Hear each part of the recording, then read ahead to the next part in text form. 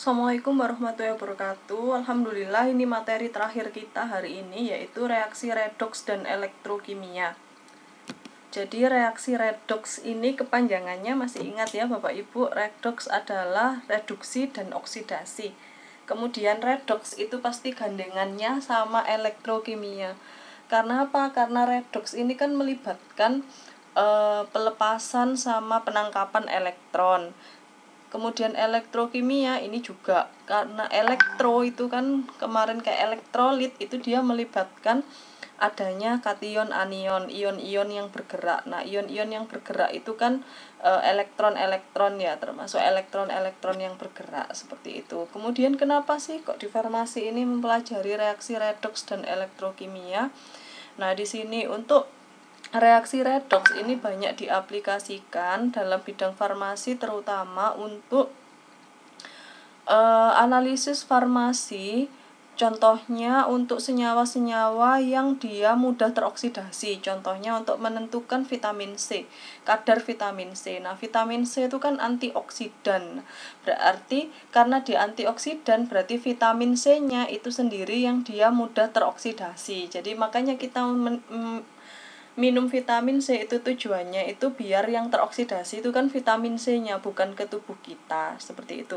Jadi redoks ini banyak kegunaannya untuk aplikasi untuk menganalisis zat-zat antioksidan itu tadi, kadarnya berapa, kemudian sudah sesuai enggak dengan di etiket sama hasil analisisnya, kemudian sudah memenuhi persyaratan farmakope belum, ini kadar senyawa aktif antioksidan di dalam sediaan tersebut, seperti itu. Kemudian elektrokimia. Nah, elektrokimia ini berkaitan sama nanti instrumentasi yang digunakan. Jadi karena reaksi redoks ini melibatkan elektron, berarti dia mudah diaplikasikan ke instrumen, karena kalau instrumen kan mesti dia melibatkan serah terima elektron, sehingga dia bisa dideteksi sama detektornya instrumen itu. Jadi makanya nanti kita juga membahas sedikit tentang elektrokimia. Tapi saya simpel saja ini untuk membahas redoksnya. Ini kita langsung ke ini dulu ya, proses elektrokimia dulu. Nah, elektrokimia ini adalah reaksi oksidasi reduksi. Ya, jadi di elektrokimia itu juga terdapat atau terjadi reaksi redoks, di mana energi yang dilepas oleh reaksi spontan diubah menjadi listrik, atau energi listrik digunakan agar reaksi non-spontan dapat terjadi. Nah, proses elektrokimia ini kan tadi melibatkan redoks. Di elektrokimia ini terdapat dua jenis reaksi, yaitu reaksi spontan sama reaksi tidak spontan atau non-spontan. Jadi reaksi yang spontan ini dia listrik diubah menjadi bentuk lain, itu namanya reaksi spontan. Tapi kalau reaksi non-spontan adalah dia membutuhkan energi listrik agar reaksi tersebut terjadi. Jadi di sel elektrokimianya itu dia tidak mengandung energi listrik, sehingga dia membutuhkan energi listrik untuk dapat digunakan bereaksi, seperti itu. Kemudian nanti kita bahas yang reaksi spontan sama tidak spontan, nanti contohnya seperti apa ya di slide selanjutnya. Kita ke redoks dulu. Redoks kan kepanjangannya tadi reduksi oksidasi. Nah, redoks itu, reaksi redoks adalah reaksi di mana satu spesi menerima elektron dan spesi lainnya kehilangan elektron. Jadi reaksi reduksi oksidasi ini sesuatu reaksi yang tidak bisa terpisahkan. Jadi kalau di dalam satu reaksi itu mengalami reduksi, pasti dia juga mengalami oksidasi. Seperti itu. Jadi jika tidak mungkin satu reaksi itu cuma mengalami reduksi saja atau oksidasi saja. Kalau dia satu reaksi itu mengalami reduksi saja, maka reaksinya namanya reaksi setengah sel.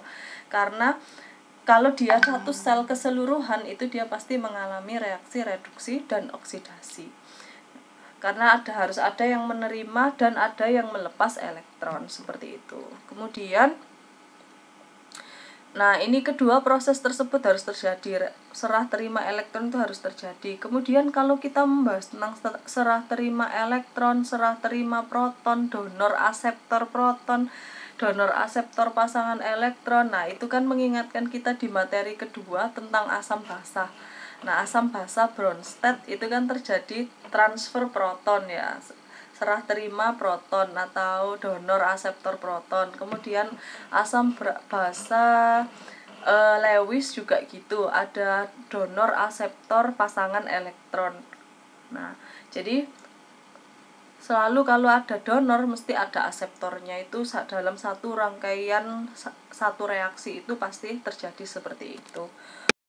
Kemudian nah, di sini ada reaksi 2Mg plus O2 menghasilkan 2MgO. Nah, kemudian di situ dia dipisahkan. Mg kan menjadi MgO itu kita identifikasi dulu. Di situ Mg itu Bapak Ibu harus bisa menentukan dia bilangan oksidasinya berapa. Mg itu berapa, O2 itu berapa, Mg pada senyawa MgO itu berapa ya. O pada senyawa MgO itu berapa. Nah, di sini kita identifikasi satu-satu. 2Mg itu kan menjadi, kalau MgO ini kan Mg-nya dalam bentuk 2+. Nah, kemudian kalau 2Mg ini adalah senyawa netral. Kalau senyawa netral bilangan oksidasinya adalah 0. Ya, Mg berarti biloxnya 0.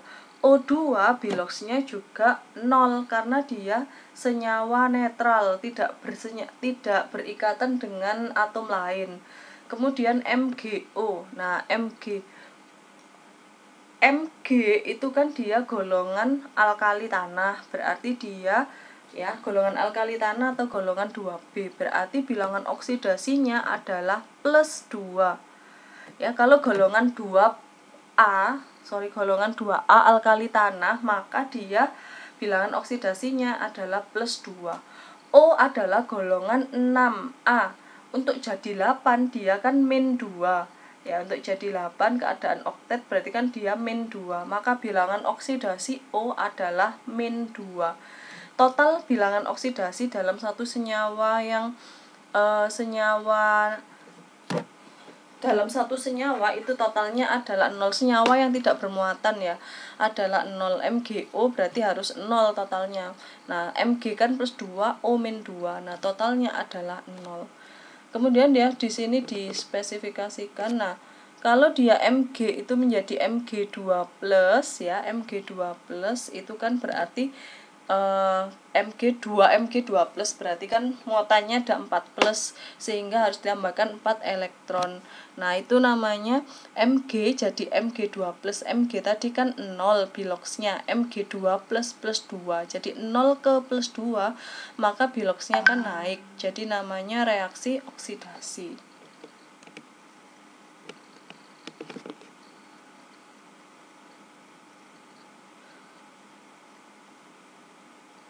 Kemudian ini ada O2 ya. O2 menjadi O2-.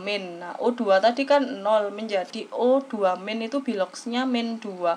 Jadi dia mengalami penurunan bilox, maka dia disebut reaksi reduksi.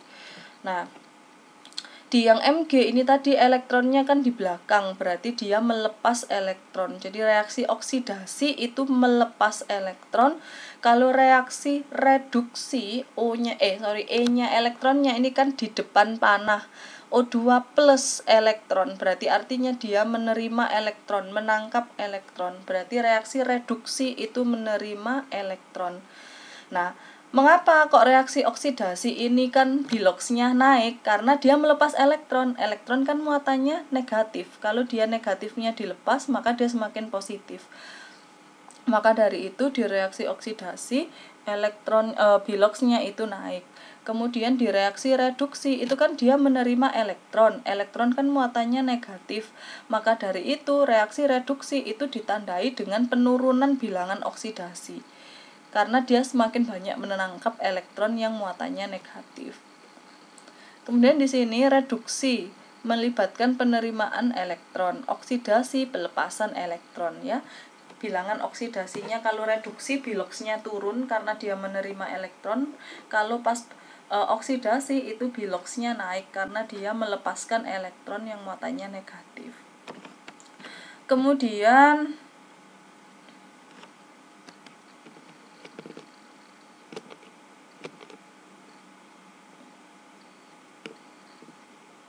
ini ya tadi biloxnya Mg 0 karena unsur bebas, O2 juga 0, kemudian MgO plus 2, O min 2. Nah, kemudian ini kita ke bilangan oksidasi. Nah, jumlah muatan yang dimiliki suatu atom dalam molekul atau senyawa ionik jika elektron-elektronnya berpindah seluruhnya. Maka perubahan bilangan oksidasi selalu terjadi dalam reaksi redoks. Jadi yang menandai terjadinya reaksi redoks itu ya karena adanya perubahan bilangan oksidasi. Kemudian ini ada beberapa aturan untuk menentukan bilangan oksidasi, tak seperti tadi. Kenapa kok Mg itu biloxnya plus 2? Kenapa kok MgO tadi Mg itu plus 2, Mg saja itu kok 0. Nah, ini ada aturan-aturan untuk menentukan bilangan oksidasi. Ya, yang pertama, setiap atom dalam unsur bebas. Jadi atom-atom dalam unsur bebas ini dia tidak berikatan dengan atom lain, dia berdiri sendiri. Contohnya kayak tadi MgO2 itu kan dia berdiri sendiri, satu atom sendiri. Itu namanya atom dalam unsur bebas. Bilangan oksidasinya adalah 0. Kemudian contohnya nih ya, contohnya ada NaBK PbH2O2 P4 adalah 0 karena dia tidak bersenyawaan dengan unsur lain. Kemudian yang kedua, pada ion monoatomik ya, ion monoatomik. Nah, berarti bilangan oksidasinya sesuai dengan muatan ion tersebut. Contohnya kalau Li plus ya, itu berarti kan dia dalam bentuk ion. Nah, muatannya, bilangan oksidasinya itu setara dengan muatannya. Muatan ion tersebut Li plus berarti biloxnya Li plus 1. Tapi kalau Li saja biloxnya 0. Fe3 plus berarti biloxnya Fe plus 3. Kalau Fe saja 0 ya. Kemudian O2 min berarti biloxnya O min 2. Tapi kalau O2 dia O2 di bawah ya, 2-nya indeks itu dia biloxnya 0. Kemudian ini bilangan oksidasi oksigen adalah min 2 karena oksigen itu terletak di golongan 6. Buat jadi 8 dia membutuhkan 2 elektron lagi. Sehingga dia biloxnya min 2. Tapi di sini ada anomali ya. Pada H2O2 peroksida biloxnya O adalah min 1. Kenapa? Karena H itu plus 1, jadi H2 kan plus 2. Plus 2. Totalnya kan harus 0 ya dalam suatu senyawa. Berarti H2 itu 2 sama O-nya itu kan berarti harus plus 2. Plus 2 dibagi harus min 2. Min 2 dibagi 2 adalah min 1. Pengecualian ya ini. Kemudian yang nomor 4, bilangan oksidasi hidrogen plus 1, selalu plus 1 kecuali dia berikatan dalam senyawa biner dengan logam adalah biloxnya min 1. Contohnya kalau misalkan NaH, Na itu kan plus 1 berarti H-nya itu min 1. Kemudian nomor 5, logam-logam golongan 1A biloxnya plus 1 kalau di dalam bentuk senyawa. Kalau unsur bebas tetap 0. Kemudian logam golongan 2A dalam bentuk senyawanya biloxnya adalah plus 2. Misalkan BaCl2 berarti Ba itu biloxnya plus 2. NaOH berarti Na itu plus 1. Kemudian HF, nah fluorin itu min 1. Kenapa min 1? Karena dia golongan 7. Buat jadi 8 dia min 1. Kalau dia golongan 6 kayak O buat jadi 8 dia min 2. Maka biloxnya juga min 2. Oke, kemudian di dalam molekul netral jumlah bilox semua atom penyusunnya harus 0. Jadi kayak tadi MgO itu total biloxnya harus 0. Jadi kalau Mg-nya itu plus 2, O-nya harus min 2. Tuh. Kemudian kalau dia di dalam poliatomik, ion poliatomik jumlah bilox harus sama dengan muatan ion tersebut. Contohnya SO4 2-. Nah, itu berarti SO4 total biloxnya itu bukan 0, tapi karena dia 2-, maka SO4 sama dengan -2 total biloxnya. Jadi kalau O itu -2 ya, O-nya kan ada 4, -2 kali 4 -8, berarti S ditambah -8 sama dengan -2. Berarti S sama dengan -2 ditambah 8, S sama dengan +6. Jadi di dalam SO4 2-, biloxnya S itu +6, biloxnya O itu -2, total seluruhnya itu adalah -2. Sama seperti muatannya SO4. Kemudian ini menyetarakan reaksi redoks. Nah, menyetarakan reaksi redoks ini butuh dioret-oret ya. Jadi nanti panjenengan bisa menuliskan ini per tahap untuk memahaminya, untuk lebih mudah memahaminya. Nanti ditulis sendiri di kertas per tahap. Ini di sini ada urutannya ya, sudah ada urutan-urutannya. Nomor 1 ditulis dulu persamaannya, kemudian nomor 2 dipisahkan setengah reaksinya, yang mana reduksi, yang mana oksidasi. Nah, ini untuk lebih memahami memang harus ditulis sendiri ya, jadinya nanti ini bisa disalin di catatannya. Kemudian yang mana reduksi, yang mana oksidasi. Nah, kemudian ini nomor 3 langkahnya harus disetarakan atom O, dan selain atom O dan H dahulu disetarakan. Setarakan, diingat-ingat kalau di dalam stoikiometri menyetarakan tidak boleh menambah indeks, yang boleh adalah menambah koefisien, seperti itu. Kemudian yang nomor 4 ini, nah untuk reaksi di dalam suasana asam harus ditambahkan H2O untuk menyetarakan atom O, dan ditambahkan atom H+ untuk menyetarakan atom H. Nah, ini nanti langkah-langkahnya bisa panjenengan tulis ya biar lebih paham. Ini ada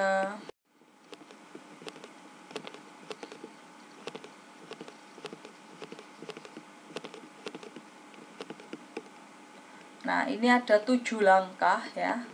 7 langkah, jadi nanti ditulis sambil dipahami, nanti kita yang nggak tahu langsung kita sampai dia menghasilkan persamaan reaksi yang setara. Suasana asam itu MnO4- itu jadi Mn2+, kalau di dalam suasana basa ini MnO4- itu menjadi MnO4 2-. Itu ya bedanya.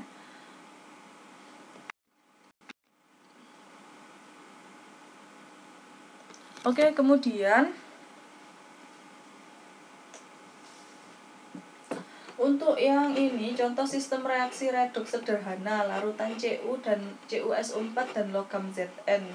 Nah, Cu sama Zn larutan menjadi tidak berwarna, logam Zn berangsur-angsur larut karena hilangnya warna larutan Cu. Jadi larutan CuSO4 itu warnanya itu biru. Kemudian warnanya biru ya. Kemudian logam Zn ini warnanya abu-abu ya, metalik. Kemudian pas logam Zn ini dimasukkan di dalam larutan Cu, warna birunya ini hilang, logam Zn-nya juga hilang. Nah, adanya perubahan warna, kemudian adanya logam yang terkikis, itu menunjukkan bahwa di dalam larutan tersebut ya, dalam campuran tersebut terjadi reaksi redoks. Nah, kenapa kok CuSO4 itu loh warnanya hilang? Nah, hilang karena dia CuSO4 awalnya yang Cu-nya 2+ berubah jadi Cu. Kemudian Zn yang awalnya logam menjadi ion Zn2+, sehingga dia larut di dalam larutan itu. Seperti itu. Gambarannya ini reaksi redoks. Nah, ini tadi kan redoks itu berhubungan sama elektrokimia. Jadi ini hubungan kimia redoks dan energi listrik.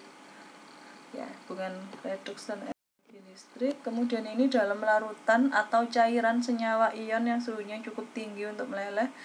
Muatan listrik yang bergerak itu disebut ion, ya, terdiri dari 2, yaitu kation dan anion. Jadi di dalam suatu larutan itu ada larutan elektrolit ya.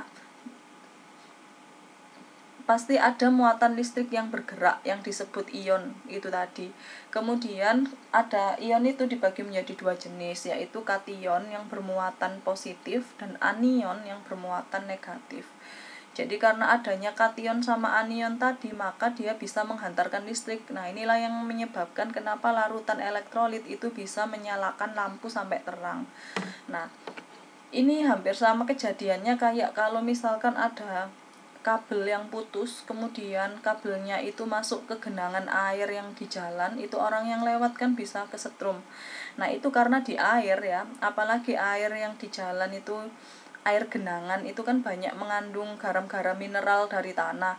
Nah, kalau garam-garam mineral itu kan kena air, itu kan dia terurai menjadi ion-ionnya. Maka dari itu pas ada kabel masuk ke dalam air itu jadinya itu memiliki muatan listrik. Makanya kalau lewat di genangan air yang kena kabel itu kan bisa kesetrum itu tadi.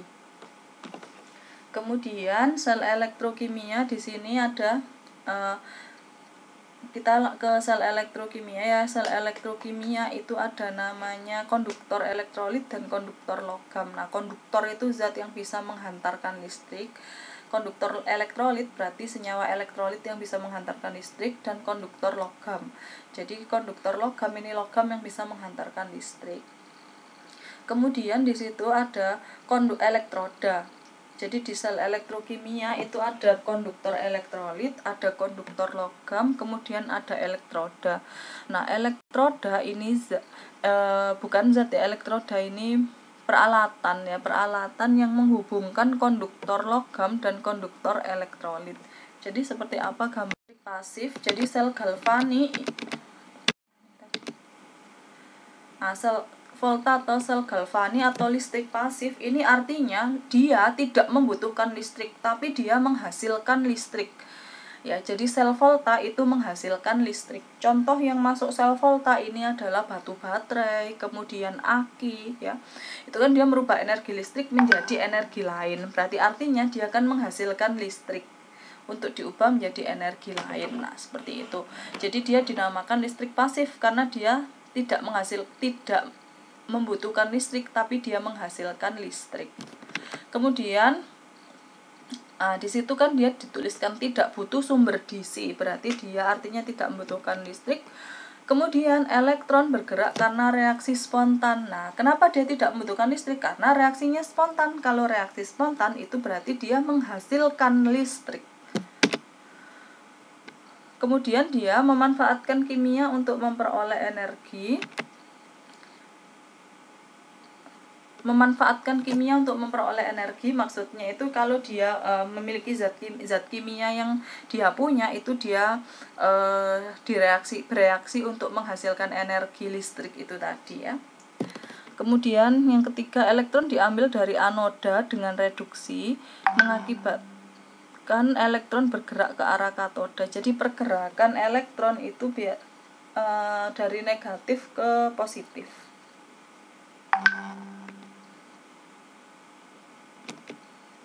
Kemudian dapat digunakan sebagai sumber DC. Karena dia ini menghasilkan listrik, maka dia digunakan sebagai sumber DC untuk sel elektrolisis. Jadi dua tipe sel elektrokimia itu kan, yang pertama sel volta atau sel galvani, yang kedua sel elektrolisis. Yang sel volta atau sel galvani ini menghasilkan listrik, kalau yang sel elektrolisis ini dia membutuhkan listrik.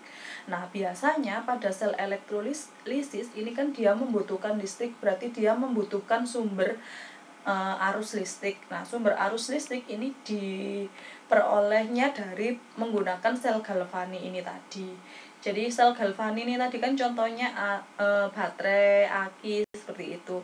Kemudian sel elektrolisis ini selanjutnya kan kita. Oke, kemudian ini gambarnya sel galvani ya. Pada sel galvani ini katoda berada di kutub positif, anoda berada di kutub negatif, tapi reaksinya tetap katoda itu selalu terjadi reaksi reduksi, kemudian anoda terjadi reaksi oksidasi.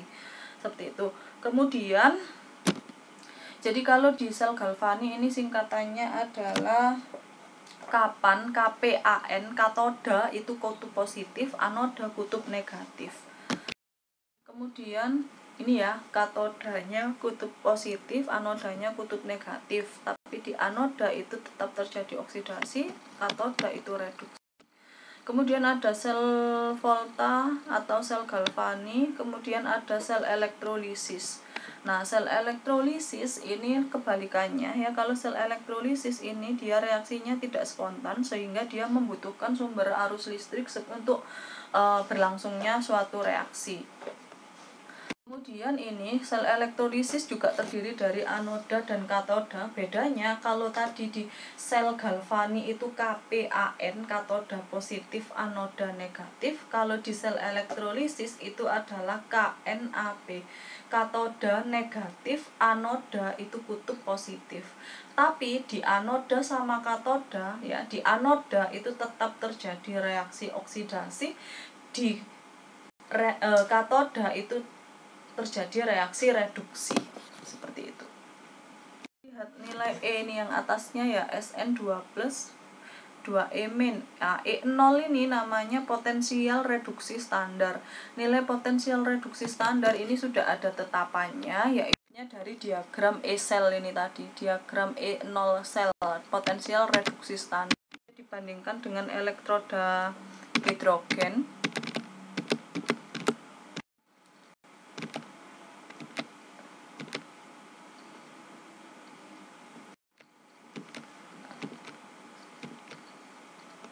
Nah, kemudian E0 selnya diperoleh dari E0 katoda dikurangi sama E0 anoda. Apabila E0-nya ini lebih besar daripada 0, maka reaksi spontan.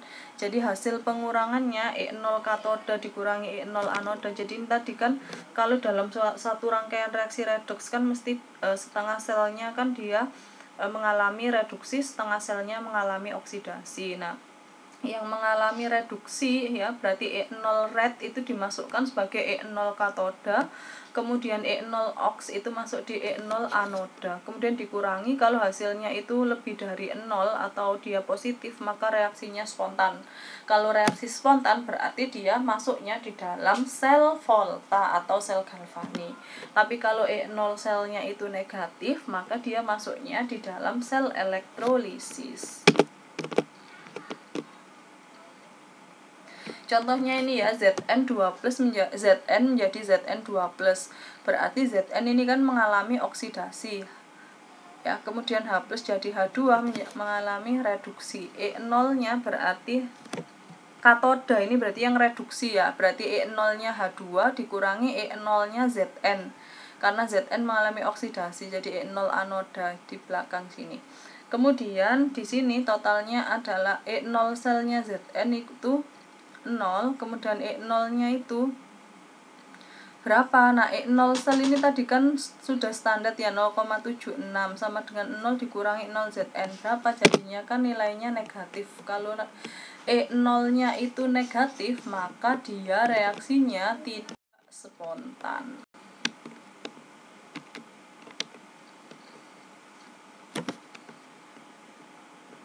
Kemudian ini penjelasan untuk elektrolisis, ini untuk yang membedakan ya, yang sebelah kiri ini. Oh, sorry, ini elektrolisis semuanya karena di sini ada baterai. Nah, kalau dia membutuhkan baterai berarti dia adalah sel elektrolisis karena dia butuh energi listrik. Oke, kemudian kalau sel elektrolisis itu dia dalam satu larutan ya, dicelupkan dalam satu larutan yang sama. Larutan konduktor elektrolitnya sama. Kalau dia selnya itu sel volta, dia dia dicelupkan ke dalam dua larutan yang berbeda. Oke, kemudian sel elektrolisis ini kegunaannya untuk apa biasanya? Nah, sel elektrolisis ini kalau di dalam kehidupan sehari-hari biasanya yang panjenengan tahu penyepuhan emas ya. Penyepuhan emas itu menggunakan ini sel elektrolisis ini. Tujuannya jadi larutannya itu larutan emas ya. Kemudian logam emasnya kita itu dia dijadikan sebagai katoda ya, karena dia katoda kan reduksi itu kan narik menarik elektron. Jadi partikel-partikel emas ya, elektron-elektronnya itu yang di dalam larutan itu dia ditarik agar dia bisa melapisi si emas yang mau disepuh itu tadi. Oke, kemudian nah ini pH meter, ini salah satu aplikasi dari elektrokimia adalah pH meter ini. Jadi pH meter ini salah satu instrumen atau salah satu alat yang menggunakan prinsip elektrokimia. Karena di dalam pH meter itu kan harus ada yang teroksidasi atau yang terreduksi ya. Kalau ada pergerakan elektron di situ, maka dia pH-nya akan berubah seperti itu.